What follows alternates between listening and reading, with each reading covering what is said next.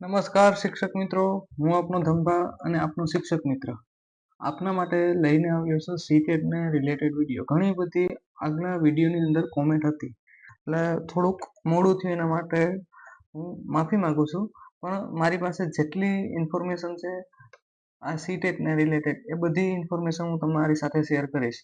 તો પહેલાં જો જે લોકોને કોઈ જાતની ખબર ન હોય તો તમારા મોબાઈલ ફોનની અંદર અથવા તો તમારા લેપટોપની અંદર તમારે સીટેટ આવું સર્ચ મારશો એટલે તમારે ડાયરેક્ટ પેલી જે લિંક છે એના ઉપર ક્લિક કરશો એટલે સીટેટ ને રિલેટેડ આખી જે વેબસાઇટ છે એ તમારી સામે છે. બધી પ્રક્રિયા આની અંદર જોવા મળશે કે તમારું ફોર્મ ભરવાનું છે કઈ રીતના, એ બધી પ્રોસેસ આની અંદર જોવા મળશે. તો તમારે તો પહેલા તો હું તમને ફોર્મ કઈ રીતના ભરવું એ તો મેં તમને આગળના વિડીયોમાં સમજાવેલું છે, તો એમાં તો તમે જોઈ લેશો.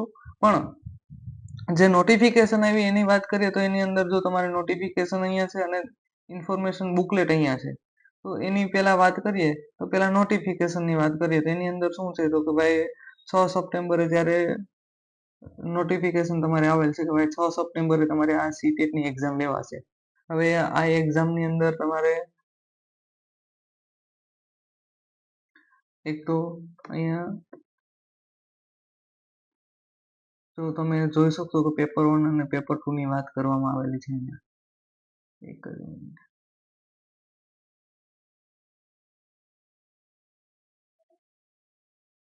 અહીંયા તમારે જે આ પેપર 1 અને પેપર 2 ની અહીંયા વાત કરેલી છે એની અંદર શું કીધેલું છે તો કે ભાઈ તમારે આ એપ્લિકેશન છે એ 11 તારીખથી સ્ટાર્ટ થશે. એટલે કે તમારે જે આ વેબસાઇટ આપેલી છે સીટેટની, એ સીટેટની અથવા સીબીએસઈની જે વેબસાઇટ છે એના ઉપર તમે આને ફોર્મ ભરવાનું ચાલુ થઈ ગયું છે. 11 તારીખના રોજથી ચાલુ થયેલું છે.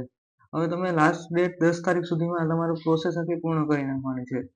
ત્યારબાદ તમને વાત કરીએ તો કે આપણી એક્ઝામ છે એ ક્યારે છે તો કે 6/9/2026 ને રવિવારના રોજ લેવાશે.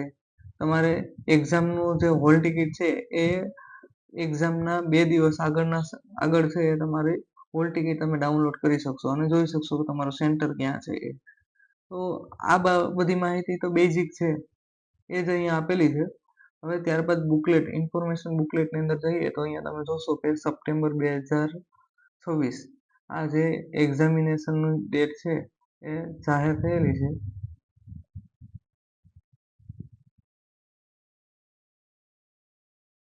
અહીંયા તમારી સામે તમને જોવા મળે.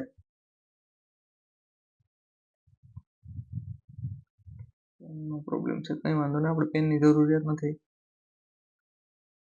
અહીંયા તમારે બુકલેટ છે એ બુકલેટની અંદર જો વાત કરીએ તો તમારે ફૂલ ઇન્ફોર્મેશન છે. આગળ પણ હતી એ સેમ હશે, એમાં કોઈ જાતનો ફેરફાર નથી. આગળનો વિડીયો તમે જોઈ લેશે એ જ ઇન્ફોર્મેશન છે, ખાલી અહીંયા તમારે ડેટ ચેન્જીસ તમને જોવા મળશે. તમારી એક્ઝામ છે એ તમારે ખાસ યાદ રાખવાનું છે કે 6 સપ્ટેમ્બરના રોજ યોજાવાની છે.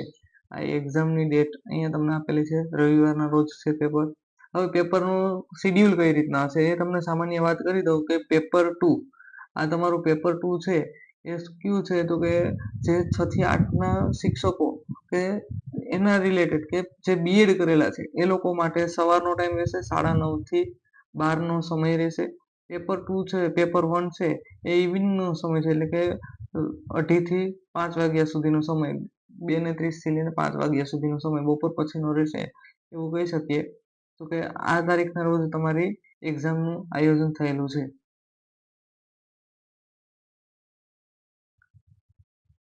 હવે બીજી ઇન્ફોર્મેશન ઘણી બધી છે જે બેઝિક છે અને જે કઈ રીતના તમારે સીટેટનું ફોર્મમાં આગળ રિક્વાયરમેન્ટ છે, કઈ રીતના તમારે જે વસ્તુ જરૂરી છે એ તો મેં આગળ વિડીયોમાં તમને કીધેલું જ છે. તો આમાં ડિટેલમાં હું નથી જતો. જે તમારા કોમેન્ટમાં જે ક્વેશ્ચન હતા એ ક્વેશ્ચનની હું વાત કરી દઉં. અહીંયા બુકલેટની અંદર જો તમારે ફીનું કઈ રીતના ફીનું સ્ટ્રક્ચર છે એ પણ અહીંયા તમને આપેલું છે. પછી તમારે જે ડોક્યુમેન્ટ જે તમારે ઓનલાઈન અપલોડ કરવાની છે ઇમેજ, એની માહિતી છે. એ ફોર્મ ફિલઅપ કઈ રીતના કરવાનું છે એ બધી માહિતી સ્ટેપ બાય સ્ટેપ આપેલી છે. તમે જો નિરાંતથી વાંચશો તો આવડી જશે, એમાં કોઈ જાતની વસ્તુ અઘરી છે નહીં. આગળ જોઈ લઈએ બુકલેટ, પછી તમારા ક્વેશ્ચનનો હું તમને જવાબ આપી દઉં.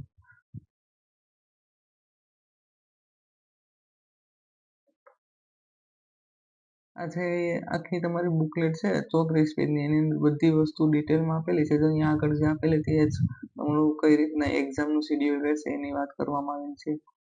વેબસાઇટ તમારે અહીંયા મેન્શન કરેલી છે આ રિલેટેડ, આ બધી માહિતીને રિલેટેડ.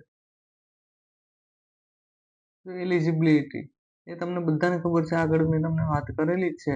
તો પણ અહીંયા જો તમને કહી દઉં કે જો પેપર 1 છે એ ક્લાસ 1 થી 5 માટે પ્રાઇમરી સ્ટેજ માટે છે.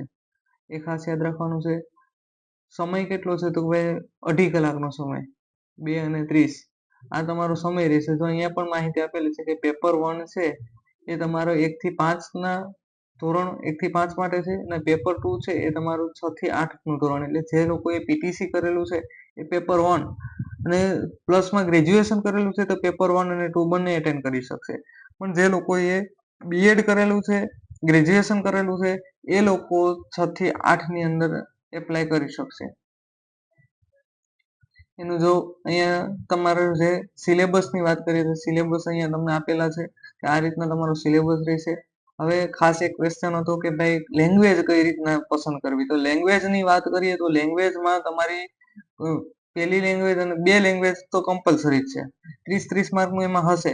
પહેલી લેંગ્વેજ તમે જે પસંદ કરશો એમાં તમારું પ્રભુત્વ સારું હોય એવી લેંગ્વેજ તમારે પસંદ કરવાની. જો ઇંગ્લિશમાં તમે સારા હોય તો ઇંગ્લિશ પસંદ કરવાનું, ગુજરાતીમાં તમે સારા હોય તો ગુજરાતી પસંદ કરવાનું.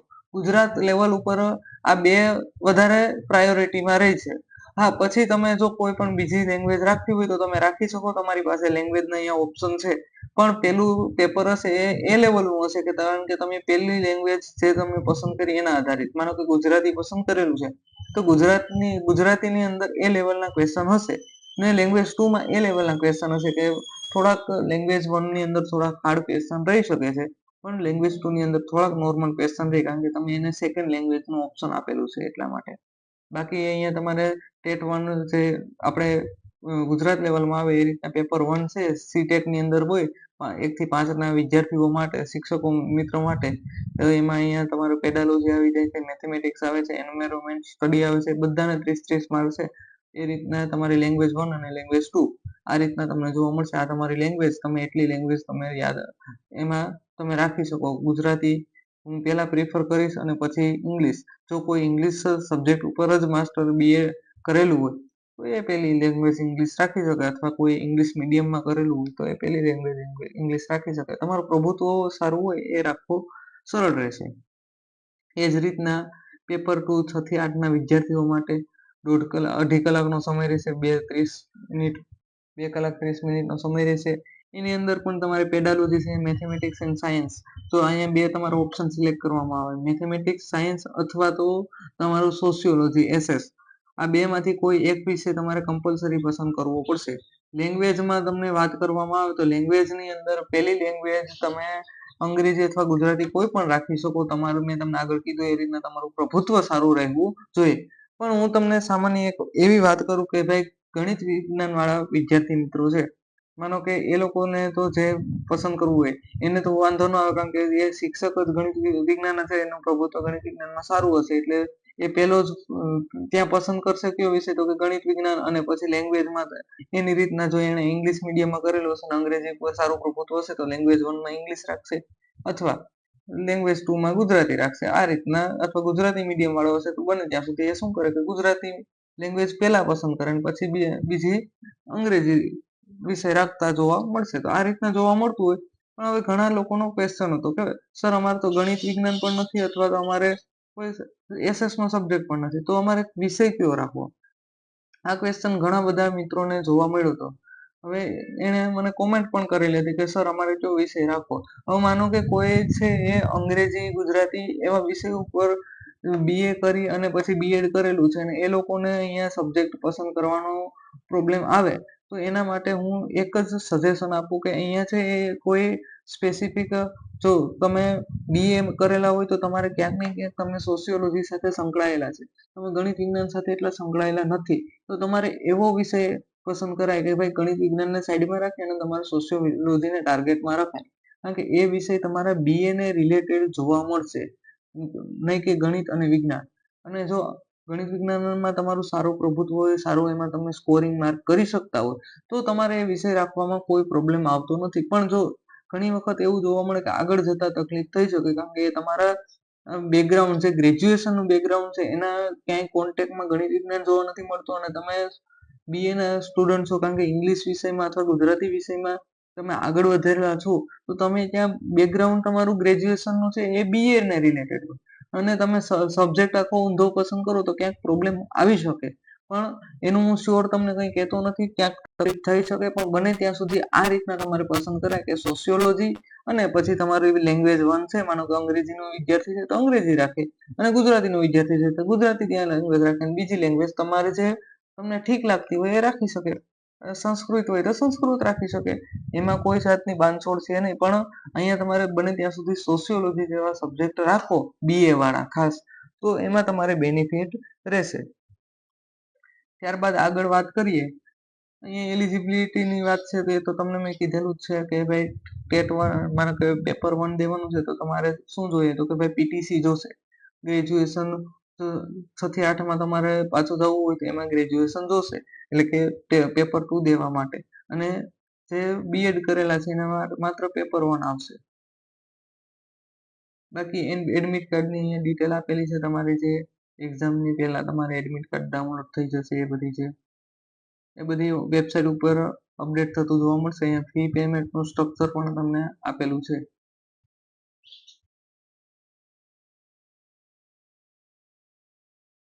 બાકી બીજી માહિતીની જરૂર હોય તો તમે મને કોમેન્ટ કરી શકો.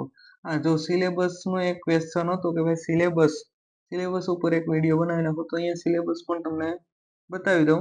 બાકી હું એક શોર્ટ્સ બનાવી નાખી કે એમાં તમને આઈડિયા આવે કે સિલેબસ કઈ રીતના જોવા મળશે.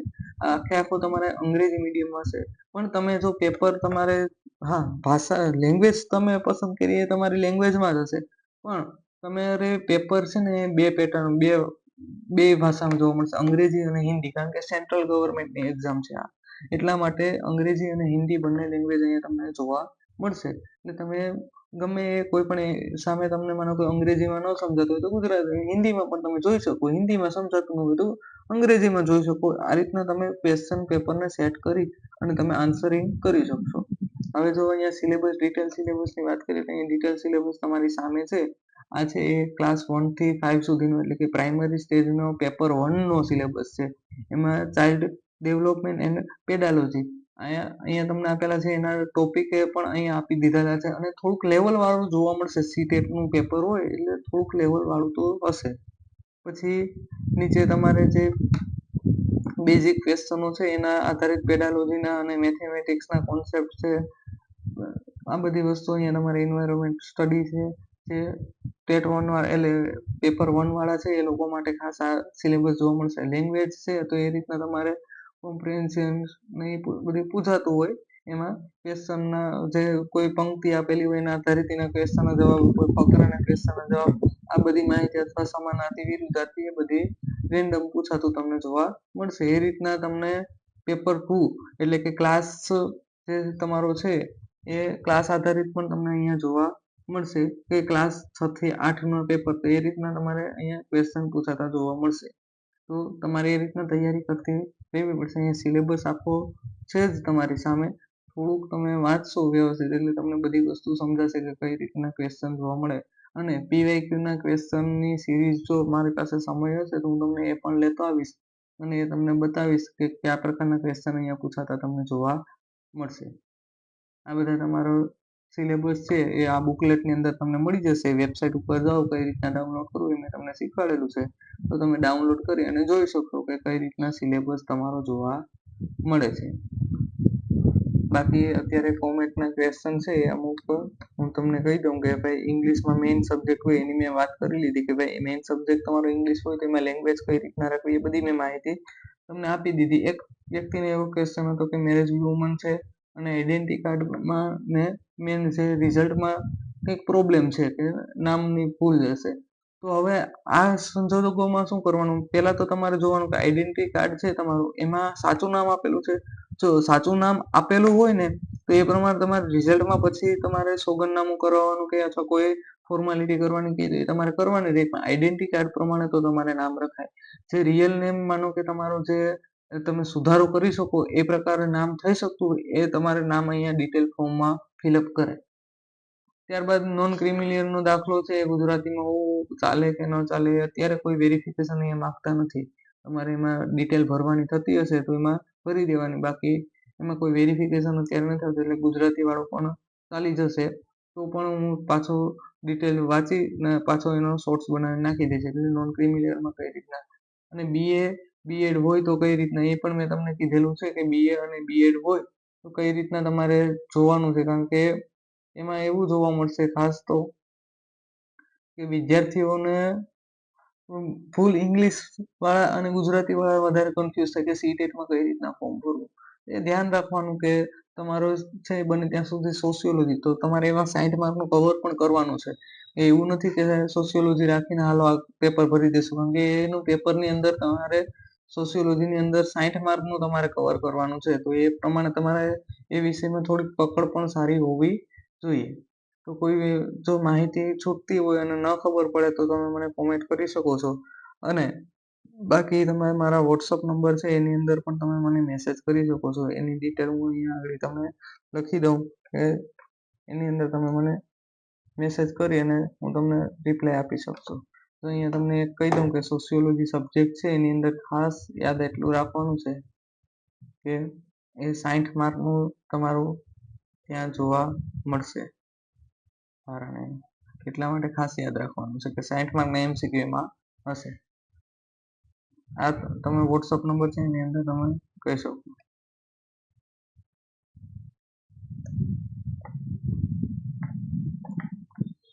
અહીંયા હું ટાઈપ કરી નાખું.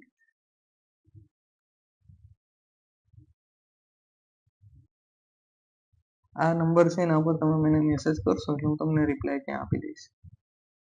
હા, કંઈ જો ભૂલ હોય તો તમે મને સજેશન પણ કરી શકો છો. એવું નથી કે ભાઈ હું બધી રીતના બધી વસ્તુમાં સાચો જ છું 100%. હા, ક્યાંક મારી ભૂલ આવતી હોય તો તમે મને ત્યાં સજેસ્ટ પણ કરી શકશો. બાકી વિડીયો અહીંયા સુધી રાખું છું.